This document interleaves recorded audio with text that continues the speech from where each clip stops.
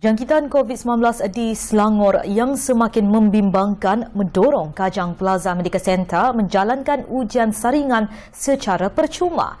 Melalui inisiatif tanggungjawab sosial korporat, 200 penduduk sekitar Meru dapat menjalani ujian saringan kaedah RT-PCR antigen bagi mengetahui status kesihatan mereka.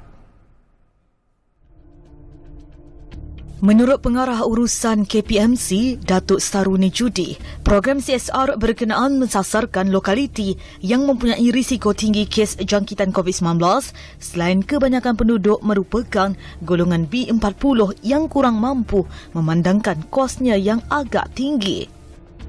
Pilihannya dua-dua. Pertama, menunggu kerajaan. Kerajaan sekarang ni sudah over capacity. Agak lewat.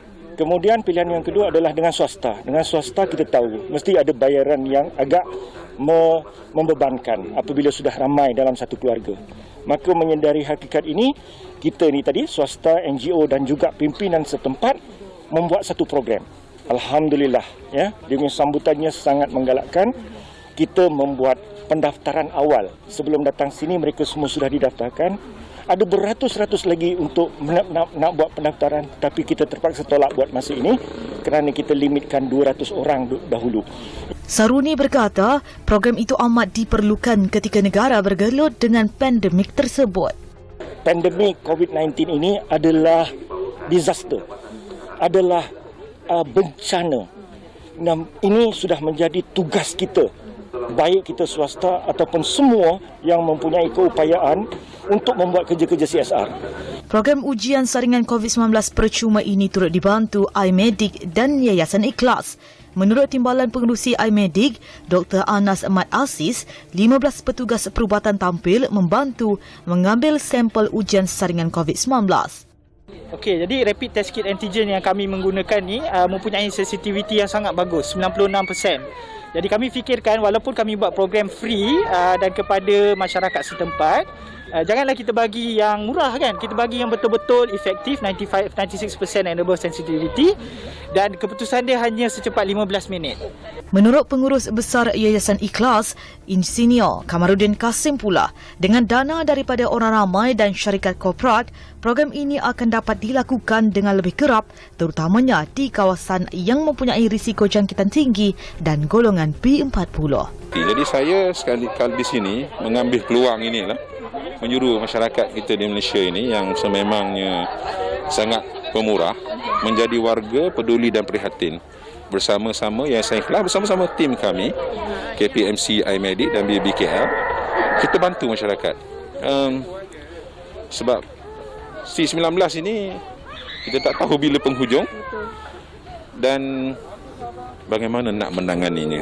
Bukan satu isu.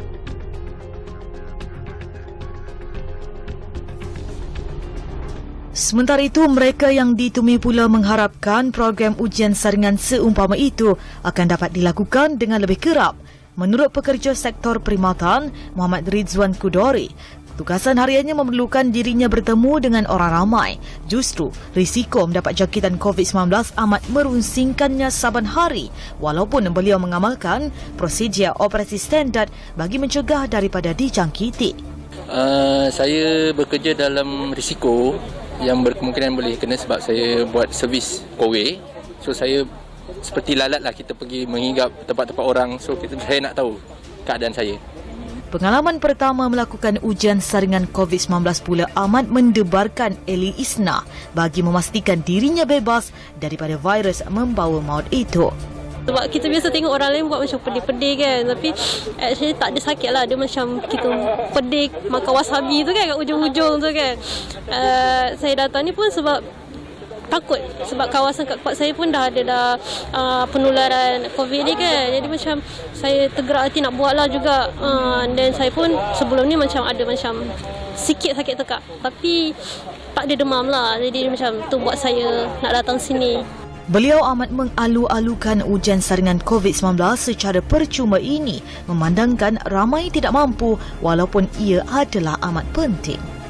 Kita ada niat nak buat tapi kita tak rasa macam nak mampu dalam harga 200.5 tu kan. Tapi bila usaha macam ni yang secara percuma ni saya sangat-sangat hargai. Saya hargai bagi untuk orang-orang yang macam tak mampu tapi nak tahu keadaan mereka macam mana, whether dia sihat ke atau tak kan. Mostly kes amat tinggi dan yelah semua orang risau dengan keadaan sekarang. So saya pun untuk kesihatan orang keliling juga, so saya buat jugalah dan ambil penyertaan lah untuk buat swab test.